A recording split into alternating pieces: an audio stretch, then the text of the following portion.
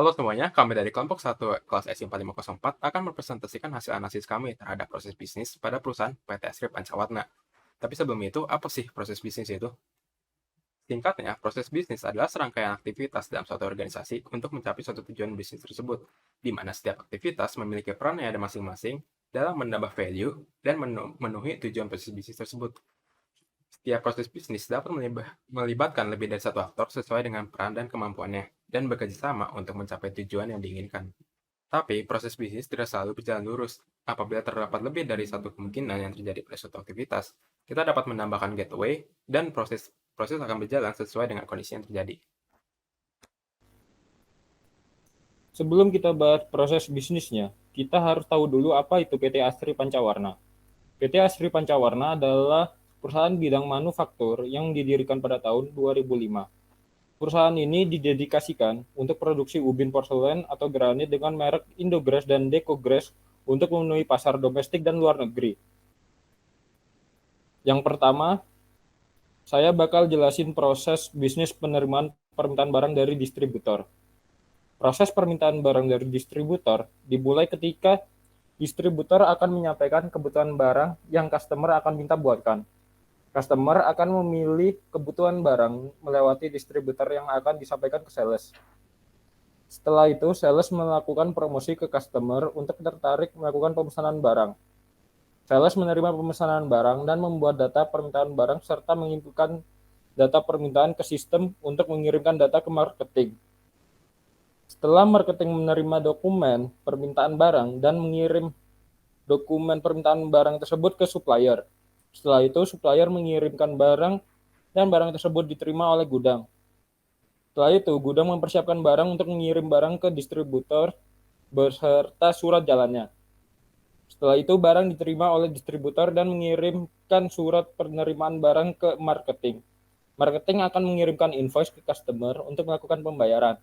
Setelah itu, marketing menerima uang customer yang telah membayar dan mengirimkan bukti invoice ke distributor. Dan akhirnya, distributor akan mengirimkan barang tersebut ke customer. Selanjutnya ada proses bisnis pengendalian gudang. Proses pengendalian gudang atau inventory control dimulai ketika divisi produksi mengirim dokumen hasil produksi barang ke pihak gudang. Lalu pihak gudang akan melakukan quality control terlebih dahulu sebelum disimpan di gudang. Barang yang tidak lolos quality control akan diproduksi lagi atau dijual terpisah berdasarkan kondisinya.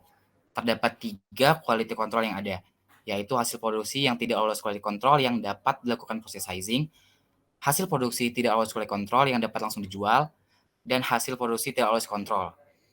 Untuk hasil produksi tidak lolos quality control yang dapat dilakukan proses sizing, akan dilakukan proses cutting yang akan dikirim ke divisi produksi untuk dilakukan cutting yang berawal dari mengirimkan dokumen permintaan produksi barang yang tidak lolos quality control ke divisi produksi. Jika mesin cutting tidak penuh, maka proses sizing akan dilakukan. Namun jika mesin cutting penuh, maka tidak dilakukan proses cutting dan akan langsung disimpan ke gudang. Untuk hasil produksi tidak lolos quality control yang langsung bisa dijual, maka akan langsung disimpan di gudang. Dan untuk hasil produksi tidak lolos quality control akan langsung dibuang. Sedangkan barang yang lolos quality control akan langsung disimpan di gudang. Maka proses bisnis pengendalian gudang di PT Asri Pancawarna telah selesai.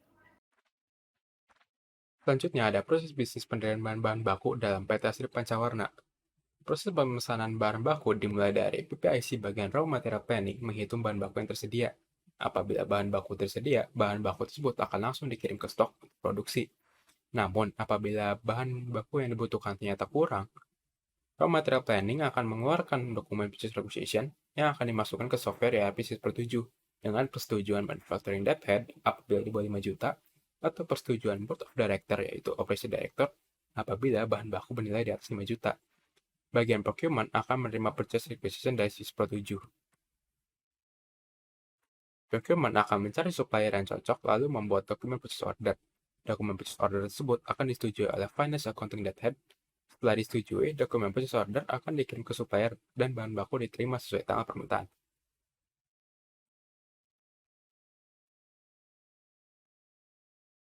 Bahan baku akan diterima oleh PPIC bagian receiving, lalu akan diberikan dan diterima oleh research and development untuk dilakukan quality control. Apabila bahan baku sesuai dengan standar kualitas yang dibutuhkan, maka tim Research and Development akan membuat dokumentasi inspeksi. Namun, apabila bahan baku masih di bawah standar yang dibutuhkan, Research and Development akan mengeluarkan surat penolakan yang akan dikirim ke bagian procurement.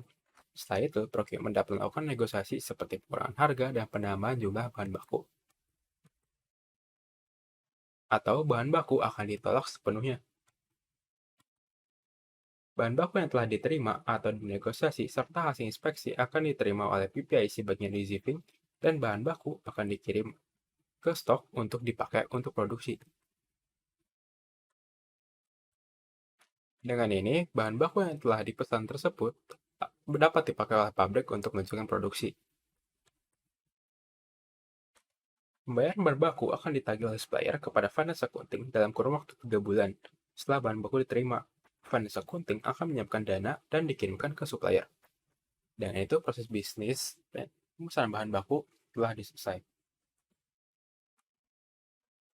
Selanjutnya, saya akan membacakan proses bisnis pengadaan mesin.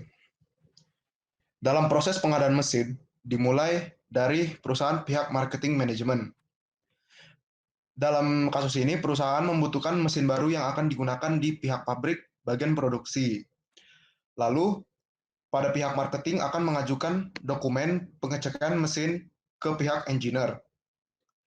Dokumen tadi sudah selesai dibuat, lalu dokumen tersebut dikirimkan sebagai pesan kepada pihak engineer. Kemudian, pesan dari marketing telah diterima. Pada pihak engineer dilakukan pengecekan mesin.